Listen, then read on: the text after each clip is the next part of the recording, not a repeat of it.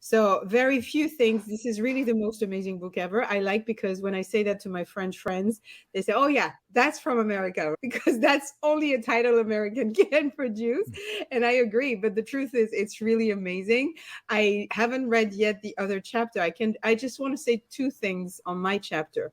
The one thing I try to do with this chapter is really to provide entrepreneurs with some sort of a framework to just start with content marketing. I have to say that this chapter was not at the time it was written, was not as big as it is today. But even though I anticipated that point, thankfully, and I mentioned that obviously, if any entrepreneurs find content marketing overwhelming in some ways, it shouldn't be anymore at all, especially today due to the proliferation of AI tools that makes content creation and content writing especially much easier, much more achievable. The second thing is some kind of an insights for motivation to do things.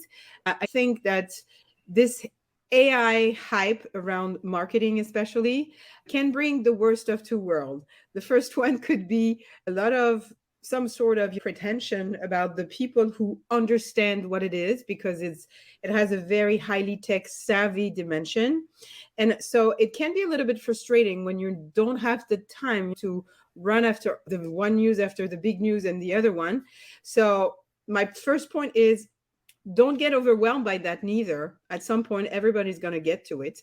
And on the other side of things, I think we should all say, it's great. We're all young again. Whether you're 20 or 50 or 70, this is new worlds opening in front of us. And we just have to give it a try, see how it works, and understand how it can help our own business.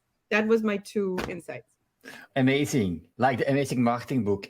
Yes, AI, you're again younger. The same thing with Web3 and with the metaverse. If my kids see me organizing events in the metaverse, they say, what are you doing?